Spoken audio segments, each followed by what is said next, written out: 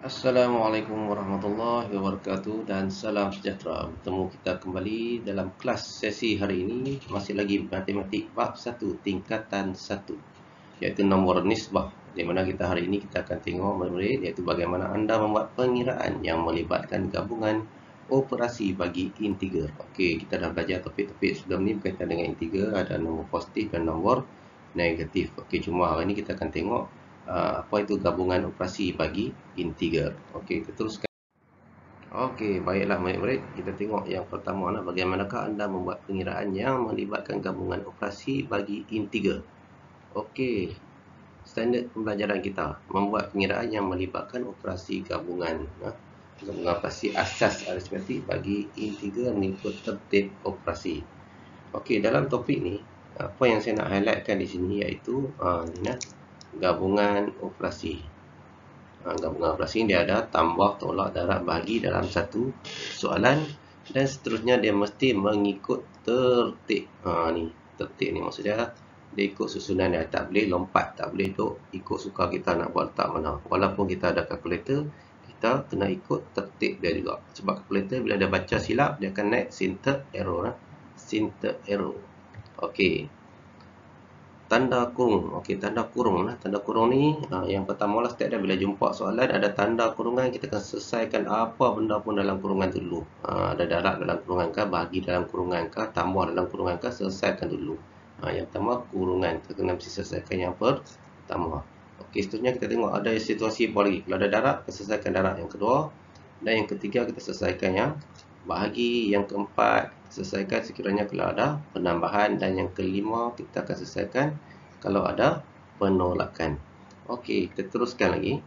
Okey, tip tambahan tanda kurung juga digunakan sebagai tata tanda untuk penerapan. Ini kita akan jumpa nanti dalam soalan yang melibatkan ada tanda kurung tapi selepas tu ada nombor ataupun apa benda lepas tu, dia akan dikira sebagai penerapan.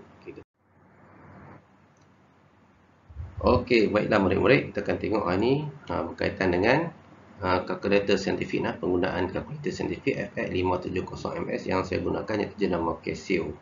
Okey, untuk kali ini saya nak tengok cara kiraan kita lah. Okey, contoh kalau melibatkan integer positif. Positif tidak ada masalah macam kita buat sebelum ni lah. Kita boleh terus guna kalkulator biasa pun boleh, tekan 15 darab 5, kita akan dapat terus jawapan dia 75. Okey, jumpa hari ni kita nak highlightkan iaitu nombor negatif. Okey, negatif, contoh negatif 15 darab dengan 5, kita akan dapat negatif 75. Okey, macam mana nak tekan dalam kalkulator? Okey, sama ada kita terus tekan simbol tolak. Okey, simbol tolak ni kita tekan simbol tolak.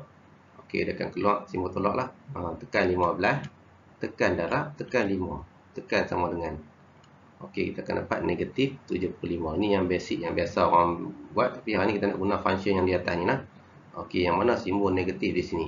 Okey, simbol negatif di sini terletak di hujung sebelah kiri ni lah. Okey, dia ada simbol dia, bentuk dia sama macam yang saya tulis ni lah. Bentuk dia. Okey, dia ada bentuk kurungan. Okey, dia ada kurungan, di tengah-tengah dia ada simbol tolak. Okey, di hujung tu kita tekan dia. Okey, kembali pada kosong tadi, AC. Tekan simbol dia. Okey, dia akan keluar simbol negatif di hujung tu. Tekan 15, tekan darab, tekan 5, tekan sama dengan. Okey, dia akan dapat juga negatif 75. Okey, untuk pengetahuan murid-murid, kalkulator ni boleh digunakan dalam peperiksaan. Tidak ada halangan. Boleh bawa untuk peperiksaan kamu, sama ada peperiksaan awam atau peperiksaan biasa di sekolah kita pun boleh digunakan. Tidak menjadi satu masalah. Okey. Okey, baiklah murid-murid. Kita tengok untuk ni. Yang pertama ni, contoh nombor 7. Okey, kita akan guna kalkulator ni. Kalkulator yang saintifik yang saya abang tadi ni. Okey, selesaikan setiap berikut. Iaitu kita akan ambil contoh yang pertama, contoh A. Contoh A dan contoh D ni lah untuk selesaikan. Okey, jadi kita tengok tu macam sedikit kompleks. Jadi kita tengok untuk A dan D. Untuk yang A ni, okey, maksud dia tadi kita tengok dia punya pertama ada kurungan tak? Ada kurungan. Ada kurungan. Bila ada kurungan, yang ni kita selesaikan yang pertama. Okey, selepas tu nak selesaikan apa? Selesaikan ni, baru kita selesaikan yang darab ni lah. Kurungan darab. Darab apa? Darab 8 ni lah. Ni yang kedua kita selesaikan. Okey, jadi kita dah tahu step dah. Yang pertama selesaikan yang ni. dan yang kedua kita darab dengan negatif 8. Jadi kalkulator ni negatif 2 tambah 3. Okey, maksud dia kalau kita nak try di sini yang kalkulator, okay, kita tekan dalam simbol buka kurungan. Buka kurungan ya, simbol buka kurungan. Okey, buka kurungan, tekan dia. Okey, tekan next simbol buka kurungan. Okey, masukkan nilai dah tadi. Negatif, tekan simbol negatif ni. Ni negatif. Okey, tekan negatif. Okey, maka dia akan dapat simbol negatif, tekan 2. Tekan simbol tambah, tekan simbol 3, tutup kurungan sama dengan. Dia akan dapat 1. Okey, 1 ni masih lagi dalam kurungan. Jadi kurungan akan darab dengan negatif 8 di sini. Kurungan ni akan darab dengan negatif 8, maka dia akan dapat jawapannya tadi. Ambil ni, buat kosong balik. Okey, kita ambil susun balik. Negatif 8, negatif 8 darab, buat kurungan, tulis nombor 1, tekan nombor 1, tutup kurungan sama dengan. Kita akan dapat negatif 8. Okey, ini dia punya cara pengiraan dia lah. Jadi dalam periksa kamu tak boleh langkau lah, walaupun ada kalkulator tak boleh langkau terus pergi dapat jawapan. Dia kena ikut step-step yang pertama, kena boleh dapat yang ni. Ni wajib. Ini ni wajib nah, wajib kena buat. Kalau tak buat yang ni, langkah ni, maksud dia kamu ni, kalau tak buat langkah yang saya bulat ni, maksud dia kamu takkan dapat markah penuh lah. Kadang-kadang silap-silap pemeriksa tu buat bagi kosong tu sebab dapat markah jawapan saja, tak mau. Dia nak jalan kira. Okey, untuk soalan D kita tengok. Soalan D ni dia melibatkan ada pembahagian. Bila simbol yang macam ni, maksud dia simbol ini, simbol ni. Simbol ni maksudnya simbol gantikan sebagai bahagi. Jadi jangan dok keliru pula pasal par ni ada macam ni. Ni adalah simbol bahagi ataupun dalam konsep lain itu pecahan lah. Jadi dalam situasi yang macam ni, kalau dalam buku teks kamu tu, kalau kamu tengok, okey, dia akan suruh kita buat apa? Dia akan suruh kita ikut step menggunakan kurungan. Okey, dalam situasi ni kita boleh buat direct. Okey, tengok saya buat. Okey, tekan balik. Kita buat kurungan mula-mula. Buka kurungan dulu. Tengok step saya. Buka kurungan. Selepas tu kita nak buat apa? Okey, tekan simbol negatif. Tekan 12. Ikut dalam macam dalam soalan tu. Tekan simbol tambah. Buka kurungan, tekan simbol negatif, tekan 16, tutup kurungan. Ni tak habis dah. Okey, tutup lagi satu kurungan untuk bahagian yang depan ni lah. Okey, maksud dia kita yang pertama ni. Okey, yang tu kita tekan simbol tu pula yang ni, yang ni. Yang saya tunjuk bahagi ni. Tekan apa? Simbol bahagi macam biasa lah. Bahagi. Bahagi. Buka kurungan balik. Okey, tekan negatif, tekan 22 yang bawah tu pula lah. Tekan 22, tolak, buka kurungan lagi, tekan simbol negatif, tekan 24, tutup kurungan, tutup lagi sekali kurungan. Maksudnya kita dah tutup lagi untuk pengiraan yang di bawah tu. Tekan simbol sama dengan, kita akan dapat negatif 14 kan. Kita akan terus dapat negatif 14. Okey, jadi kita bukan sekadar dapat tahu dengan jawapan yang tepat, tapi kita nak tengok pengiraan dia step by step. Maksud dia kita kena tengok negatif 12 ni, dia kena selesaikan yang ni dulu, yang buka ni, nak buka kurungan dia ni.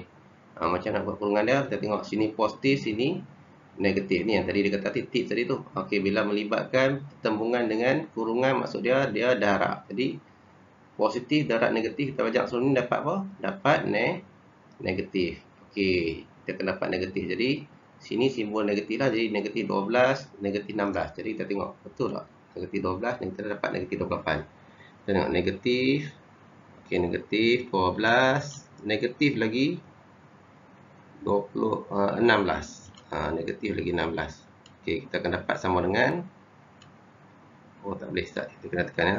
Negatif 12 tolak 16. Okey, kita akan dapat negatif 28. Okey, ini betul lah. Kita tengok yang pertama ni betul. Ni step ni. Step ni dapat markah.